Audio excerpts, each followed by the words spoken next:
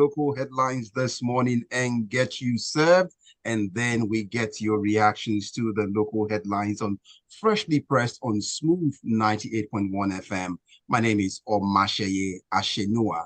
Now, to get the stories going every Friday, you know that it's called a tag team. Yes, so it's more like the war of wit between two professionals. Let's see how it goes this morning as they help us deconstruct the headlines this morning. I want to make welcome. Let's go to the capital of the country first. Joseph Obari, good morning to you. Good morning, Mashe. Good morning, AB. Good morning, everybody listening to us around the world. Thank you. Good morning, AB Bozimo. Welcome. Hi, good morning, guys. Great to be here. I thought I'd see you guys cruising on a yacht somewhere. You look more like the one on a yacht as we speak right now from the background where you are. You guys don't start this one. Okay, but we are sure to pick up the yacht somewhere in our first story, so we can't even avoid it. So, but let's get on to let's let the listener understand they can be part of this conversation if they send WhatsApp messages reacting to any of the stories this morning on to 0809-444-0981. WhatsApp messages only. We always look forward to reading those messages on the show. But then you can also find this gentleman and make out if the background looks like Yachty on our YouTube page, youtube.com/smooth981FM Lagos. That said, we go over first to pick up our first story. AB would do us the honors this morning from the Nation Stand, a newspaper stand. That's where we pick up this one saying, well, reps reallocate 5 billion naira for presidential yacht to student loan, and that's according to the Nation. And the story goes on and on as in relation to the supplementary budget that was sent. But AB, the seismic reaction this amount caused, it even goes beyond what you call the 9.8 that we experienced somewhere that devastated lives somewhere in Turkey earlier this year. Speak to us about this headline and what happened after the reps weighed in.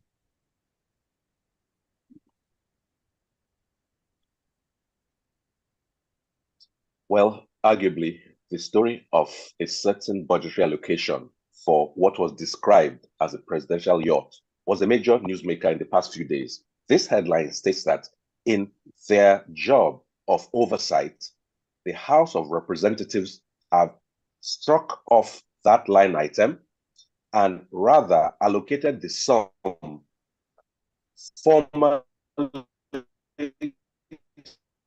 supposed to be used for it to education, some student loans. So to that now, from what I've also learned, it was not necessarily the president who requested that.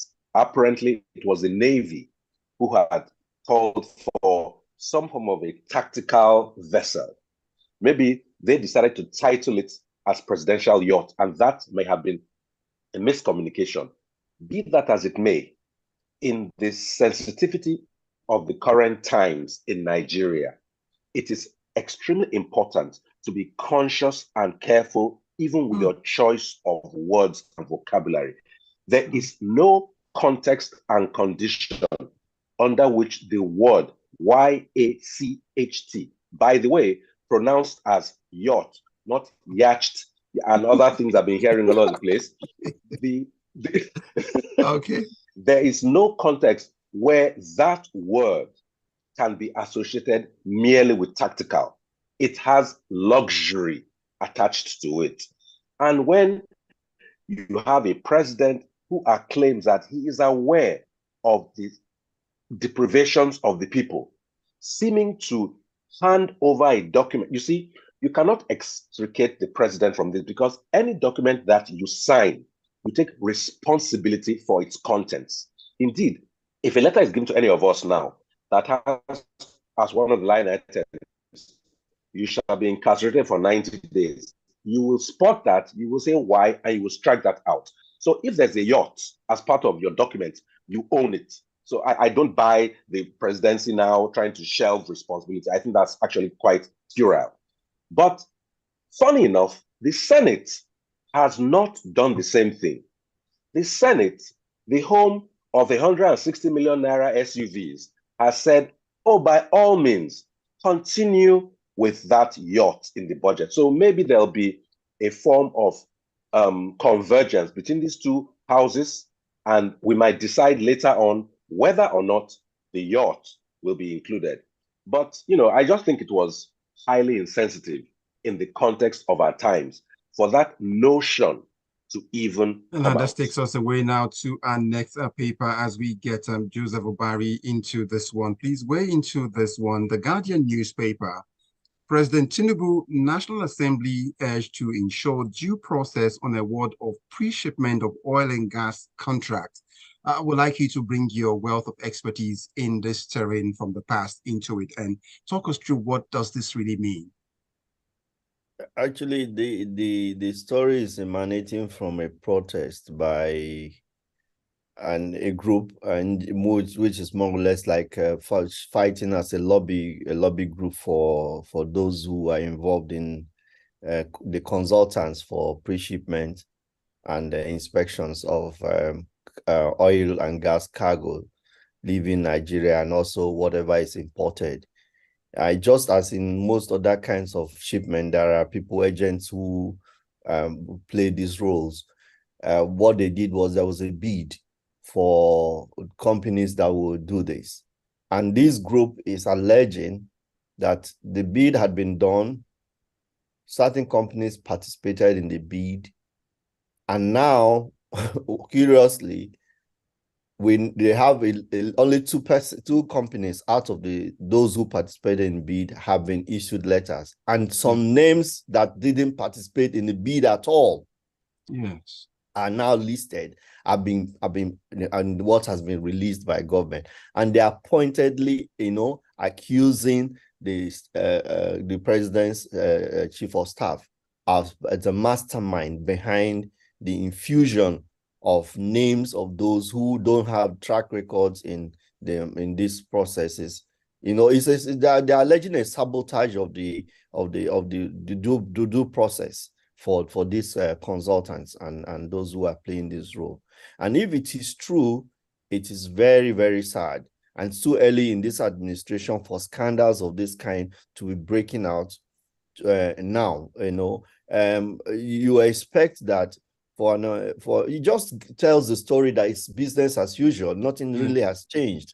All the mantra about fighting corruption, nothing else. Nothing. So I want to believe that these accusations are not true. We've not heard from the chief of staff to the president, but for these people to come out and say we have incontrovertible evidence, and backed up by list of names of those companies that were not participants in the bidding process, you don't need any other thing to prove that something is awry somewhere. And it's interesting that the House of Representatives has already picked up a cue on this and said they want to investigate that process. There is even an allegation somewhere. Here in the story, there's an allegation of the country losing about 160 million naira coming on the back of the P&I dollars. $160 million. Yeah. Okay. On Friday, my eyes don't see dollars on the back properly. of all of these manipulations. Yes. And then, of course, the truth simply is that if this is not dealt with, I mean, knowing where the chief of staff came from, he was in our house. We pray that the investigation process is transparent enough and is backed with public interest and follow-up that people want to know. Nigerians should pay attention to these kind of things that are happening because they are really troubling. They are troubling signs in the early days of this administration for things like this to even emanate. It shouldn't even be mentioned that things are happening in this nature. And it really it's a red flag that should be paid attention to by everybody. Maybe you want to say something before we get to your paper? No. All I was going to say is that Nigerians are paying attention. And in fact, in relation to the first story, I think there was a benign belief that this is one of those fake documents Nigerians won't read.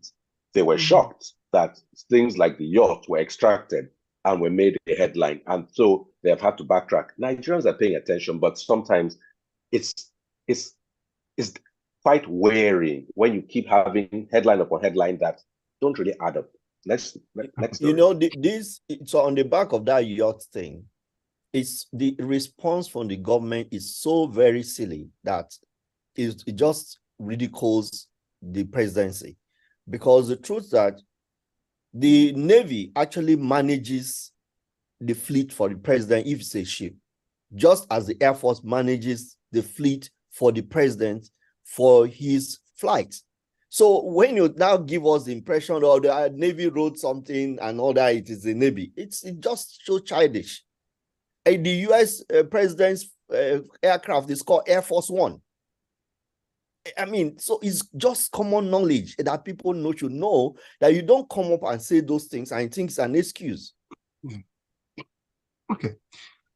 Joseph, let's test our intelligence once more, because from what both of you are putting across, Nigerians are getting to put their intelligence into use very well. They are not sleeping on it any longer with the way they scrutinize documents and issues. But help us understand this next one, and it's from the Daily Trust newspaper stand, where it is saying here that, well, there's the Bletchley Declaration, Nigeria, UK, others agree to safe, responsible artificial intelligence development.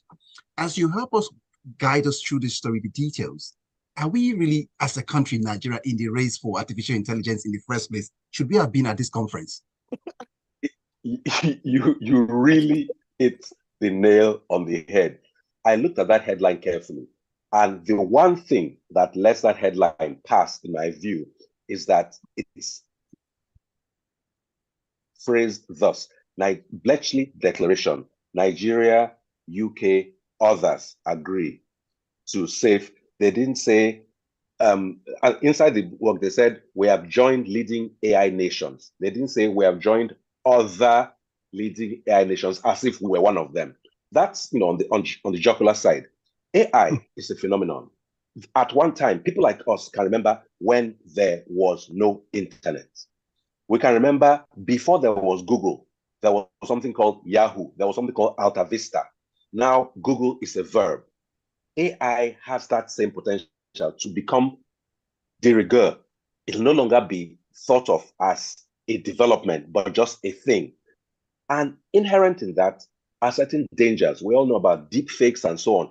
In fact, AI can start a war more readily than somebody with an atomic bomb. By simply saying and doing the wrong things in the wrong way, people can be inflamed.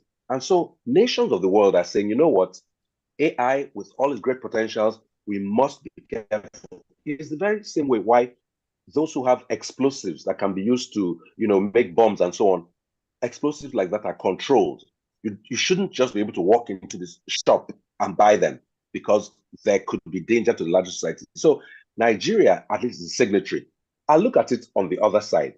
The fact that we are at the table perhaps means that we are conscious. I'll never stop reminding us that the wealth of a country, especially a country with a high population like Nigeria, is actually to be found in our heads, 2 meters above the ground, rather than in oil wells 2,000 meters below ground. So if and when, and I pray now, we participate in guiding AI and having ourselves as stakeholders to make the footprint reflect us, our values and our needs, then indeed we should be at the table.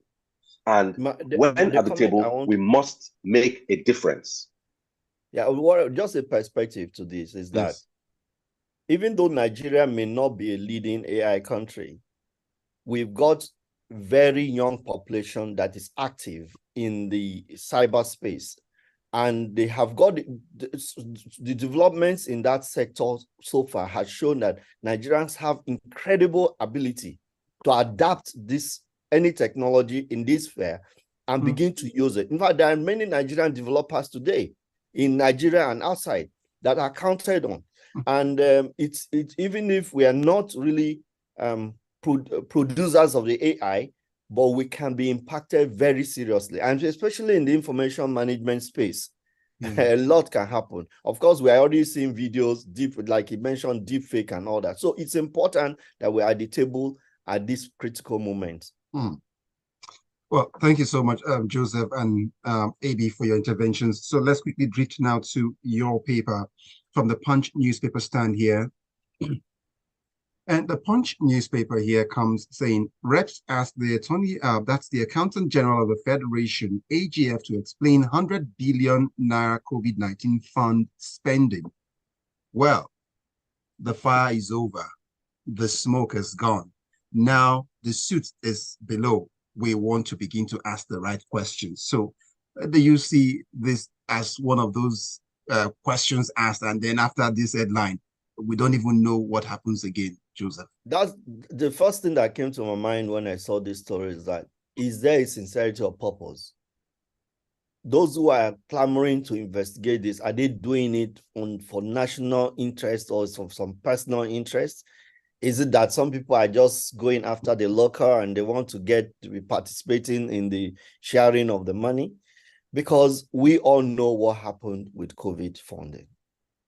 I mean, not only the budgetary allocation, but funds poured into this country from various sources. And it is just mind-boggling that at this critical moment of national life, our national life, and the challenges we're having, there is glaring evidence that people actually were involved in thievery, just stealing public funds. For such public emergency that people lost their lives.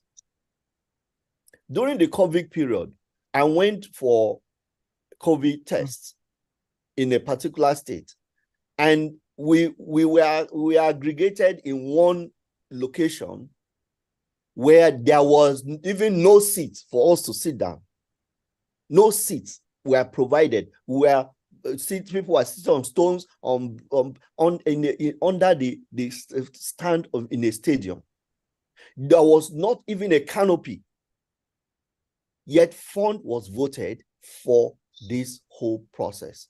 So you do your test in one fund. It was makeshift, and funds were there's adequate funding for this. Contrast this with my experience in Dubai.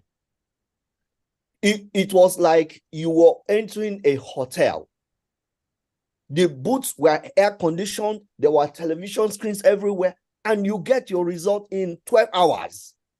Okay. So there was horrendous thievery during the COVID period, and it is obvious. I mean, let's not even talk about the palliatives. What we know, all the drama that followed the palliatives, how people were cornering this and passing them to their families and friends and so on, and taking them home.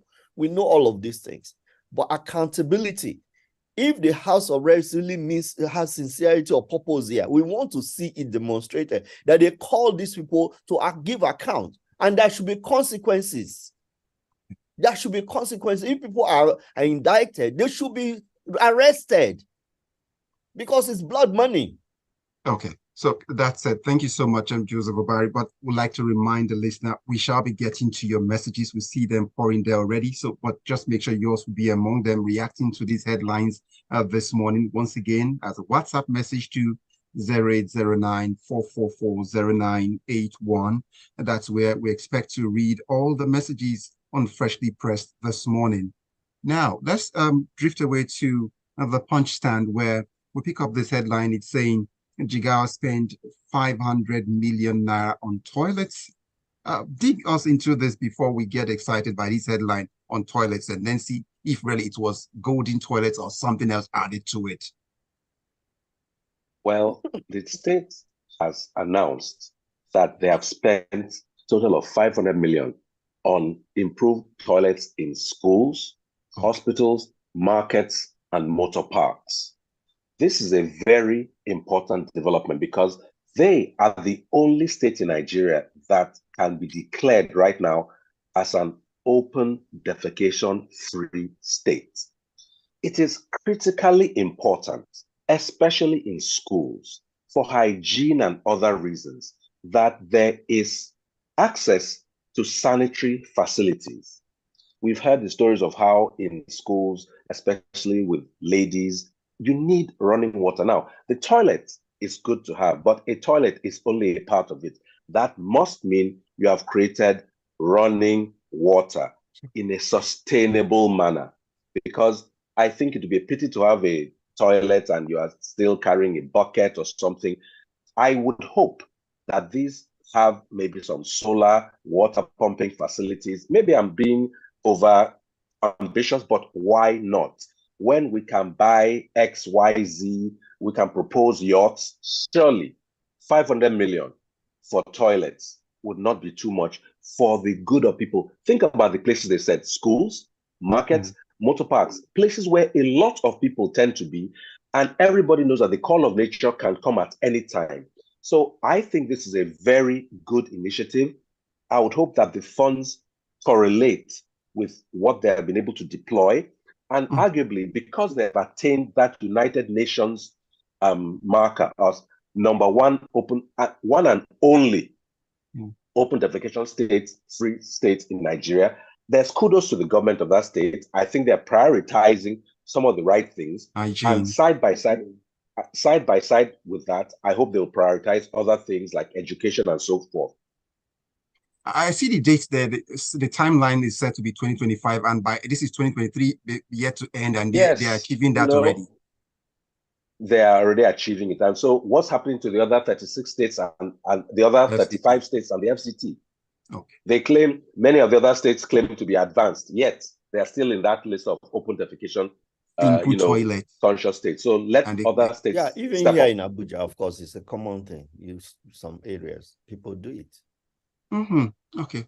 So it's seeming like Abuja isn't so posh after all that. Anyway, Joe, you guys have a lot below the belt, right? You guys hit us both times when you come to Lagos and tell us about traffic. So at least we get one back this Friday. Let's get on this next series of messages. So, gentlemen, you've got one paper each when we come back before we sum things up. So, but that gives us room to get the reply in now. So the provision of Ajayi Olonindua from Magodo Isheri says, the provision of 5 billion naira for a presidential yacht is that supplementary budget was completely insensitive, but thankfully members of the House of Representatives have relocated the money to the student loans scheme. That's what Ajayi Olonindua had to say about that one. And of course, it was said.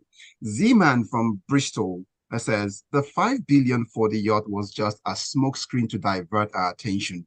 There is a 400 billion and 200 billion cash transfer for contingencies in that budget. So that's another thing to keep eyes on the money. Once again, Z-Man from Bristol, thank you for bringing that one up. Then we'll find Joseph Menye with a message this morning from, let's see, Silver Estate, Ejibo, Lagos. It says, how long shall we as a nation continue in this financial recklessness by the government? We hear different selfish appropriation by the Senate, yet the presidency keeps telling our citizens to bear with the hardship policies that tomorrow will be better. But realistically, there should be consequences for impunity and self-centered compromises. Absolutely no genuine program to better the life of common citizens. Joseph Menye left us that one. Ayo would be here this morning with a message saying, on the budget, storm in the teacup, and it says, this issue underscored the need for the news media in Nigeria to be careful and avoid sensationalism. Information is very powerful and can be lethal. If we haven't proven anything, we should not bring it on air. It is not enough to say if true. Okay, and it goes on. I also learned that it is important to see that the entire story from all sides before taking sides. It was not requested by the president. It has always been on the Navy's budget request for years. So the Navy's been requesting for a yacht. So also keep in mind the president has the authority not to spend it, even if allocated eventually. Those are the words from Ayo this morning. And next I would find Pastor Dakbo here saying, proposed purchase of yacht is an extravagant indulgence which is miscalculated in its timing and also a bedeviling adaptation of not only moral but also economic insensitivity. Dakbo, this time from Bodilon. Now we find this one from Deji. Nigerians should be very watchful. The Navy has battleships or warships, cruisers, frigates, and certainly not a yacht. Their attitude and cover-up is an insult to the intelligence of Nigerians. I hope and pray this is the end of excessive budgeting and unnecessary spending. Then comes in Abbas Oladepo. He says, overflogging this issue of the presidential yacht is an expected one. The media most definitely always know what to bring out that will set up the people against the government. Every government's budget is always taken and criticized from the surface. We talked about food for the presidency, like it is meant for the president alone, just as we talk about the vehicles too, forgetting that the presidency has a large number of staff. But propaganda must definitely fly, and sadly, all the people who truly know but just want to stir a citizen's reaction. That's it. And I'll throw in this one from Tony Chima from Ikeja. It says, the APC has ridiculed Nigerians beyond imagination. Tell us the Navy requested or to order for a yacht is a lie. You tell layabouts. Navy order for yacht? For what purpose exactly? And then it goes on with questions, but I need my guests to quickly clear up this paper log. We've got one each now. So if we can do this in about a minute each, it will be awesome. So where did we drop the ball last? I think we're heading to Abuja now to see if you recovered from that punch below the belt now. So let's get here this one for us, Mr. Joe. This one is coming in and it will be, okay, from the Vanguard. Federal government seeks Interpol support to combat terrorism. That's according to the Vanguard. Don't we have this cooperation before now? It is. I mean, it's just that the story is just there was a visit by the president of Interpol to the minister. So that's why the story is coming. And of course, when such visits happen, there are statements made. And of course, and our minister simply has to just say, okay, we need your cooperation in these areas.